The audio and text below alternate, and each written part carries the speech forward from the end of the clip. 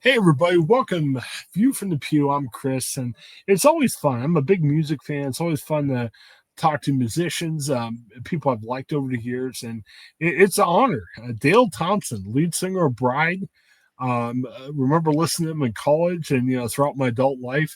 Well, they got a tour coming up. They're going to be coming to the Rock House in Lancaster, Ohio.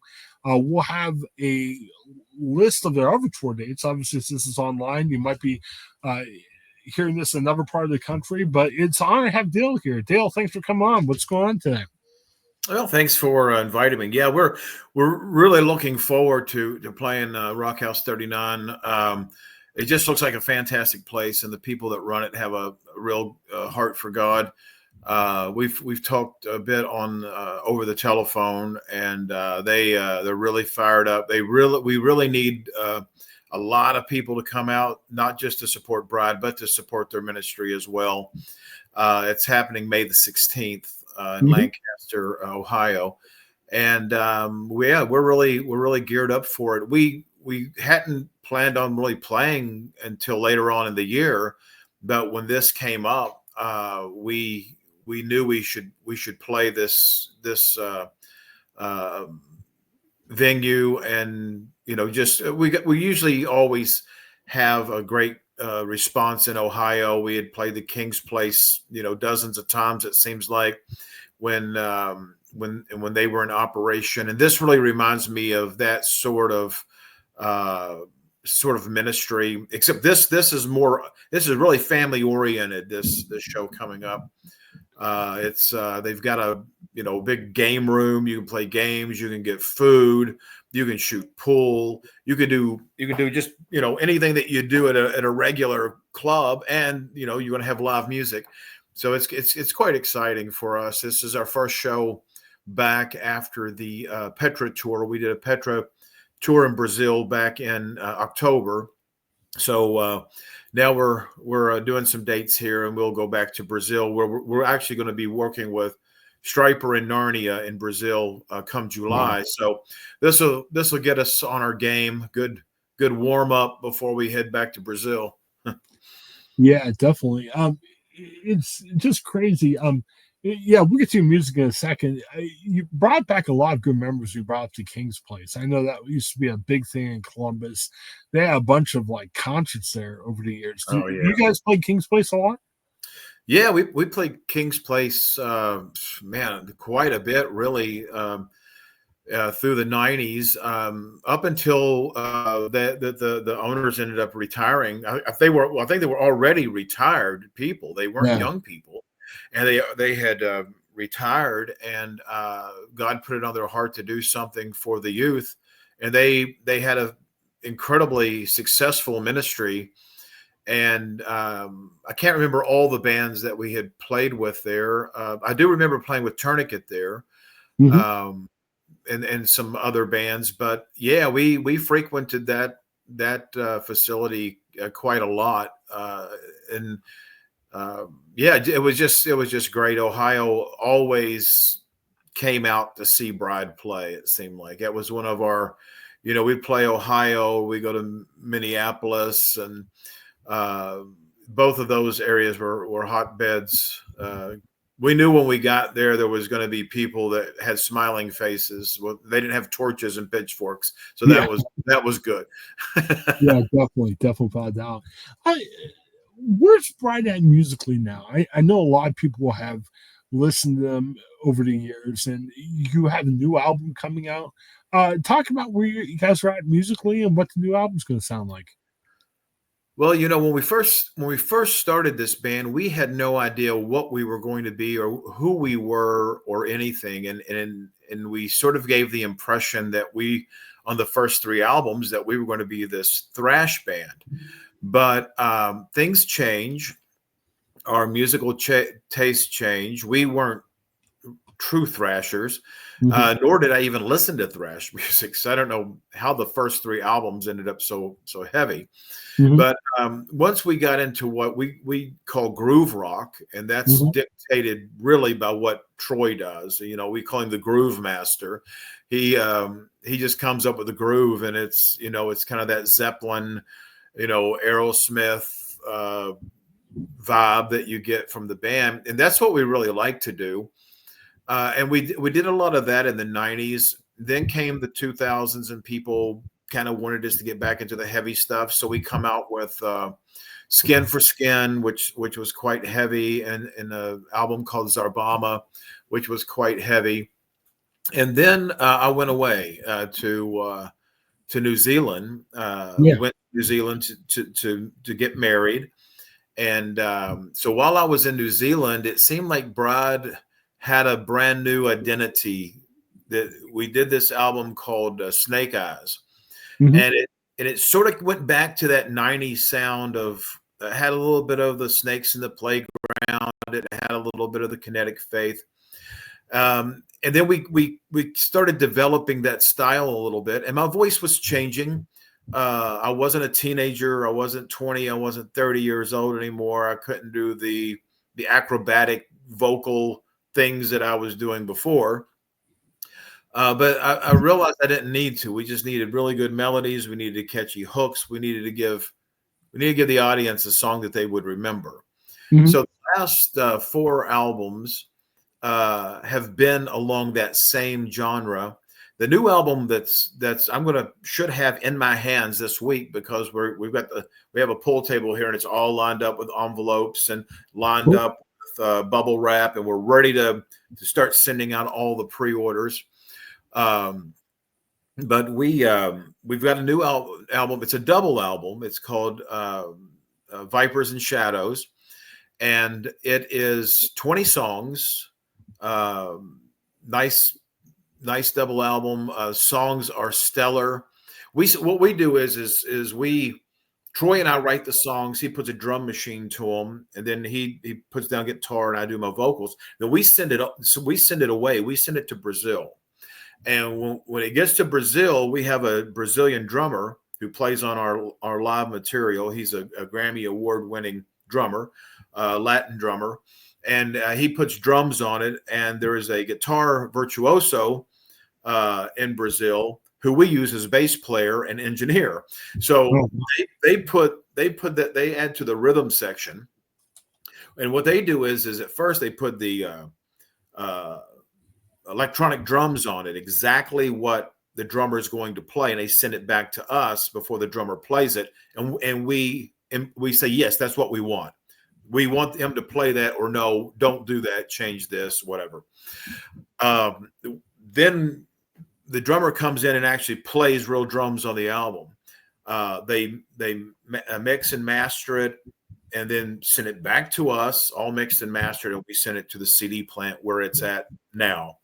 So the style is a little bit on this album. There's some ballads. There are some massively heavy songs. There's big epic numbers.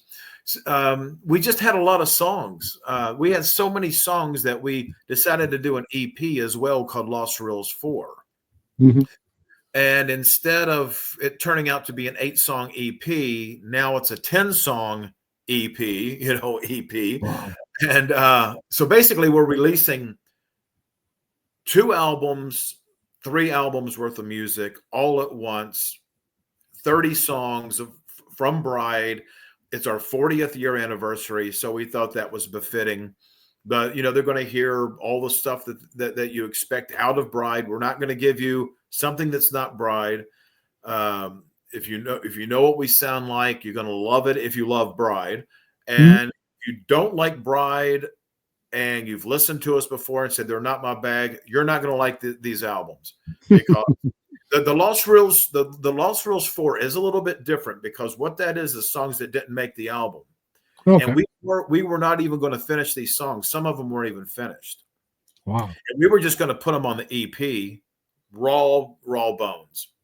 But then we started thinking about it, and it's like, nah, let's finish it up. So the songs turned out better than we thought. And you'll hear some piano stuff that Troy playing piano and all of his orchestration with, he's a concert violinist. He's classically trained violinist and celloist. So he's got a lot of that on there. So yeah, we're really excited. We're putting this out ourselves. We're not putting it out on a record label.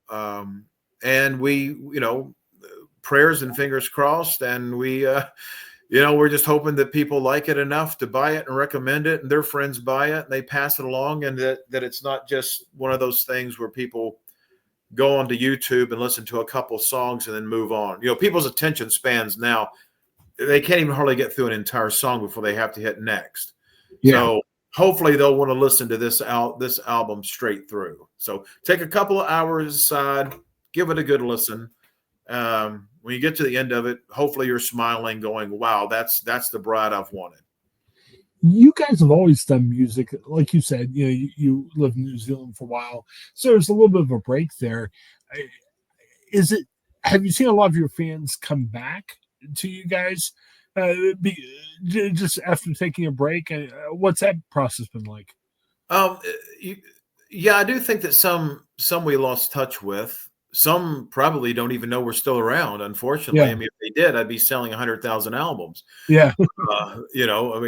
Snakes in the Playground sold well over 100,000 albums in the United States alone. And that's not counting all the bootlegs in Brazil and other countries. So if we could just get, round up 10% of those, get 10% of those sales, then, hey, we would be really happy. But the way the market in the Christian rock and metal is today, every band is suffering from there's no promoters. Yeah. There's no church backing. The festivals don't want us. There's no place to put us. Contemporary Christian music, praise and worship music is the dominating factor. Anything that's, I'm going to go ahead and say this, anything that sounds manufactured that could have been written by a group of writers out of Nashville, that's what the churches are endorsing. Yeah. And when the churches that used to have bands like Bride and Sacred Warrior and White Cross and Guardian and Bloodgood and Barren Cross and Fear Not and all these bands, when the churches decided that they're going to use their own in-house bands, build their own rock bands for their church sanctuary, then bands like us had no place to go. And our fans didn't want to hear a house band. The fans wanted us to come in. So it left those fans out in the dark. So basically you abandon the rock and metal audience. And I've always had a complaint with that because, secular bands are still prospering quite well. Metallica, Foo Fighters, I mean, they're all out there. I mean, Stryper is busy, and I know Skillet's busy, but they're doing nothing like they would have been doing back in the day at all. To sell gold now it's like selling platinum back then.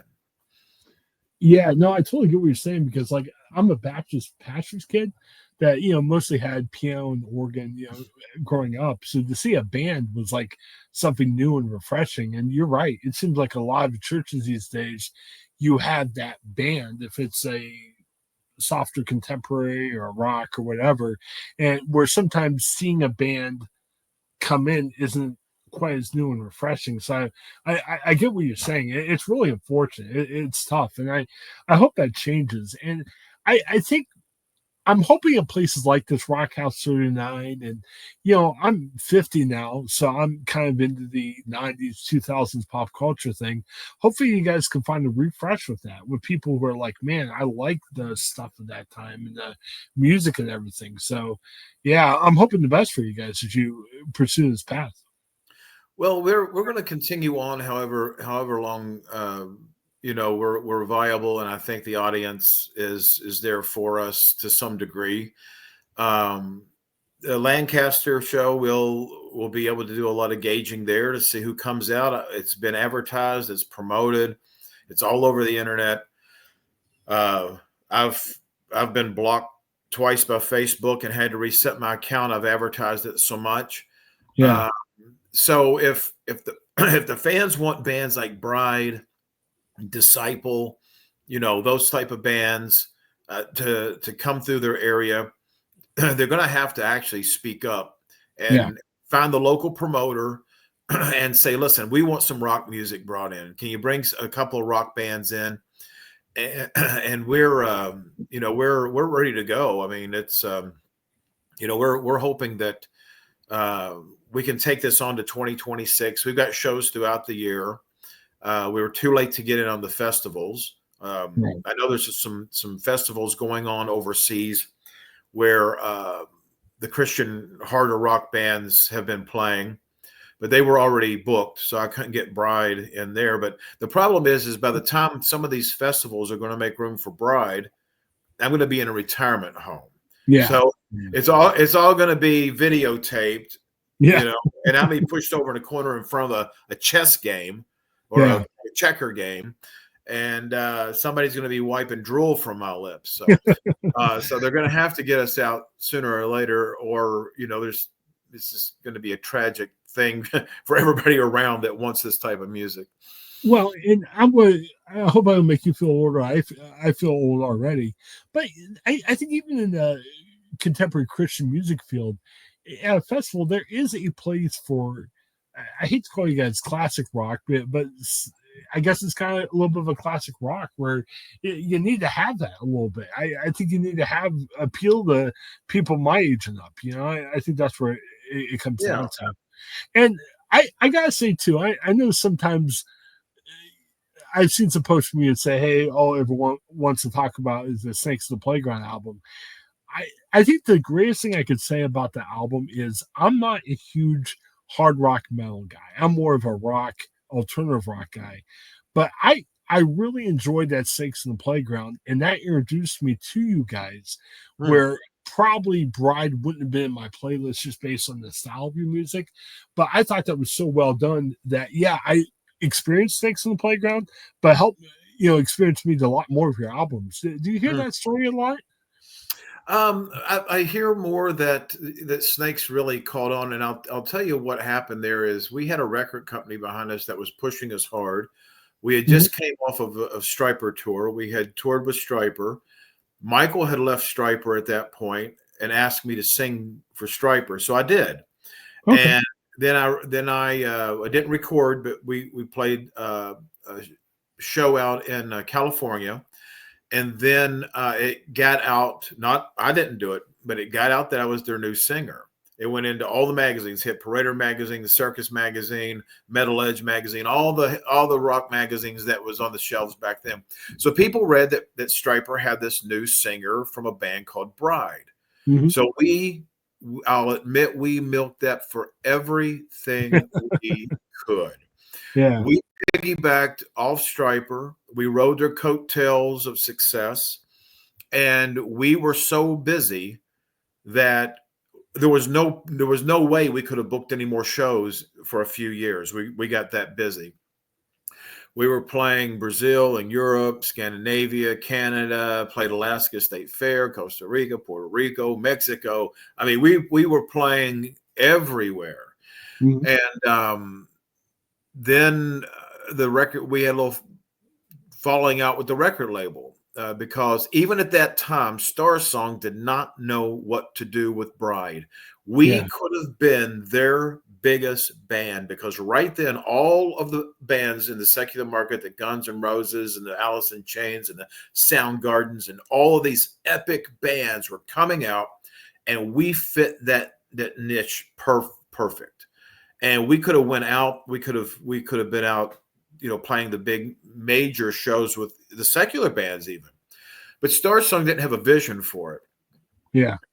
They called us their flagship, and then they sunk us in order to promote a contemporary Christian music duo who failed so miserably. I can't even tell you their name. And they left us in the lurch. And that is the absolute truth. They gave us no option but to leave the label. And when we did, we didn't have that backing. The buzz was gone. The iron was hot. And it was like they just stuck it right into some ice and they killed us.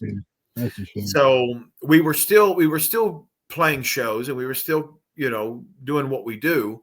But the momentum of going up that hill at 90 miles an hour, it just leveled off. And over time, it started that downhill thing.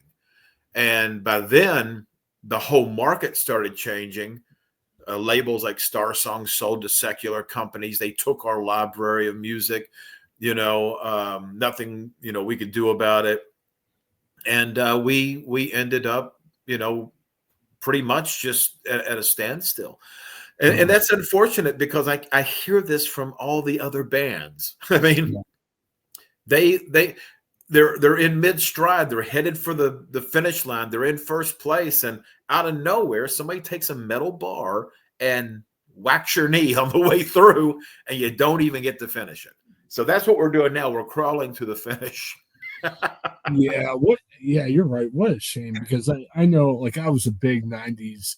I could probably tell you every band and like artist back in the 90s in Christian music. And it just seemed like it got so big for a while. And I just think the industry didn't know what to do with it. And yeah, you hit the nail on the head. It's just such a shame. But yeah, glad to see you guys are still putting out stuff. And I could tell you, as someone who's not the biggest hard rock fan, after experiencing Snakes in the Playground, I checked out your other stuff and became a really big fan. The thing that was great with Snakes was, you say it a lot of times, you listen to a song for a minute, you're like, oh, next, I'm going to go on. The first 6 or 7 songs I would listen to right in a row, and it seemed unfair to say, oh, we got to try out something else. It was like a big block of stuff, which was great. But yeah, lots of other good stuff that you can see. And for the Rock House 39 show, I mean, you've got so much stuff out there. Do you do a lot of new stuff, old stuff? How do you pick what songs to put on a concert, like when you do shows now? There are songs that are a must to play because it's what fans, I guess, expect us to play. Songs like Everybody Knows My Name, Hired Gun, Would You Die For Me. But on this particular round, we're trying to do songs from almost every album. So we're going all the way back. We're doing songs from the first album, Show No Mercy, from Live to Die, from Silence Is Madness. We're doing, of course, some songs from Snakes, Kinetic Faith. We're doing one brand new song. In recent years, we've decided, we just, the way that we are writing the songs, we weren't able to play them live because they were studio songs. But we're playing some of the new stuff coming up, so you'll hear new material live from Vipers and Shadows. But yeah, we try to pick songs that people expect. Like if you go to see AC/DC, you expect certain songs, or if you go to see Metallica, we're trying to do the songs that has defined who we are as a band. You don't want the Rolling Stones to come out and do all new songs. It's like, what are they doing? Where's these songs at, that I paid to see?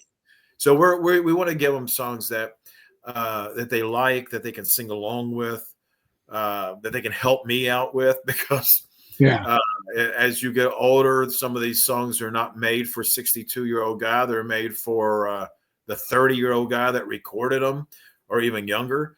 So so it's we've picked songs that I think cover the whole genre of our catalog and library and stuff. Well, and I'm not going to call out the band live. I'll tell you after we're done if you want to know. But man, I had an experience like that where I saw a band that I grew up listening to, never got a chance to see them live. Got a chance to see them live, was all excited, and they were like, oh, we just bought a new album and we're going to play 90% of the songs from that new album. And again, nothing against the new album, but I'm like, hey, where's all this stuff I grew up on? I need to hear a little bit of that. So I'm excited that you guys are playing stuff throughout your catalog. That's awesome. Thank you for doing that. Very good.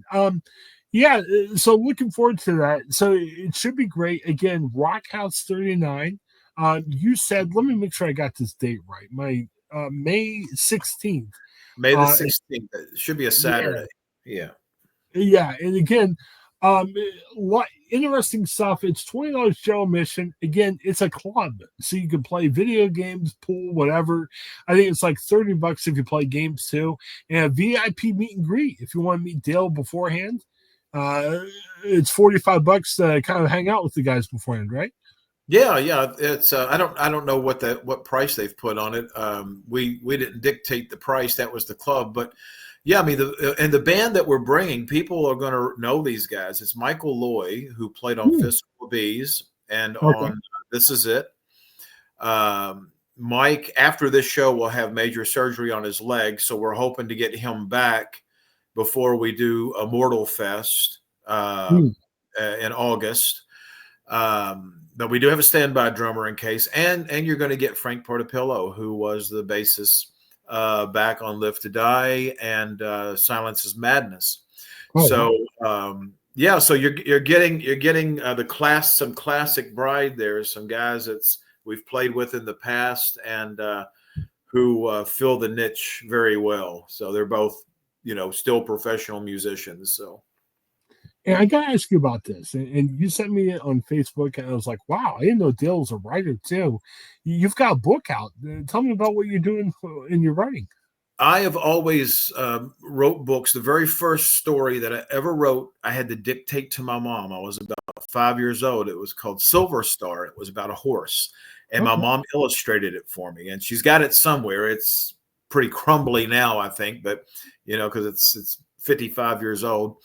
But I've always been a writer. I've always wrote stories and plays and poetry and things of that nature. But about I don't know how long ago it's been, maybe 4 or 5 years ago, I decided I wanted to start writing. I've been a big reader. I was a big fan of science fiction books. But I got into reading horror and not gross horror. I'm talking about the late 1800s, early 1900s writers, right? Reading some of that stuff, and it just was very, better word would be classic. So I started writing short stories. The stories started off about 2,500 words, and I would put some psychological twist on them and try to put God in there somewhere so it would have a good message. The devil didn't win and God won, but they're not Christian stories. They just, if you talk about horror, you're talking about good and evil. Yeah. And so one thing led to another, and next thing you know, I'm writing for a podcast, Scary Stories Told in the Dark, which is a worldwide podcast. And they probably bought 50 of my stories to read. So I started writing exclusively for them. And the stories got to be 5,000 to 8,000 words a story. So I've worked up to I got 410 short stories now in that genre.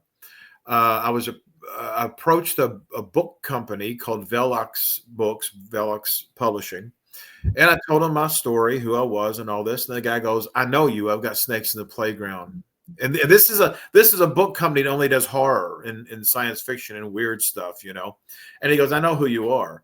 So send it over to me." So I sent him some stuff, and he says, "I'll tell you what, we'll do 3 books. So we'll call it Tales to Terrify, and we'll do a 3-book series and see how it goes. And if it does okay, we'll do more." And I'm like, "Oh, fantastic!" So my first book is coming out. It's Tales to Terrify, Volume 1, and it's 240 something pages. It's got, I think, 18 short stories in it. And they're all sorts of different, kooky, scary, no blood, no gore, no, graphic stuff. It's very much reminiscent of something like an H.P. Lovecraft or Ray Bradbury or, Ashton Clark Smith, some of those guys. But I'm as excited about that as I am, the Bride stuff, because this is something that I had to do on my own. Write it, edit it. My wife helped me with the edits, and then you send it off. But yeah, that you can order it now through Amazon. I write under the name of P.D. Thompson. That's my initials, Philip Dale Thompson. And it's pretty cool. I'm going to have a book out now. If it does good, then great. If not, hey, I've got a book out. So, yeah. Hey. I mean, and it's not self-published. So that's what I was trying to avoid, is having to self-publish. So I've actually got a legitimate book company, and they're going to do an audio version of it. And Otis Jarry, who is a big-time narrator out of Canada, is doing the narration of all the stories. He's doing it now. They've contracted him to do it. So you'll be able to get it as an audio book as well. Fantastic. And let me say this because on my other podcast, I talk to a lot of journalists. I'm a journalist myself, and I feel now is a good time to say this. Support your local journalists, support your local artists. Dale obviously has his band with Bride, and he's authoring. And it's fun to say, "Hey, Bride's coming locally to check him out." But if you don't support them, Dale can't write more books. Dale can't do more stuff with Bride. So it's important. Support your local artists. Support your local authors. Share their stuff on Facebook, buy their stuff, come see a concert if you see them nearby. It's very important right now. I say the same thing for what I do in journalism, but definitely support local artists out there. One of the biggest misnomers I had as a kid, I'm a preacher's kid, and my dad's like, "Oh, these Christian artists are multimillionaires." I found they're not. So you got to support them for them to continue to do the stuff we enjoy. Yeah, absolutely. I mean, I've had people wonder years ago when we would pull up to a show and we're in a Dodge minivan, the whole band gets out with all of our gear. They're like, "Where's your tour bus?" And I said, "You're looking at it." Yeah. Well, we thought you'd be in a tour bus. I'm like, "We can't afford a tour bus, buddy. Right. We're cramped in here. We're sitting on our gear as we drive down the road, and the van's all sitting all low, and so." We didn't think it's just the way we did things, so we weren't embarrassed about it. Well, and take a good look now. I saw you a Facebook post talking about just some of the realities, like when you say, "Hey, we're going to do a show at this place," and how much is it and stuff like that. Look,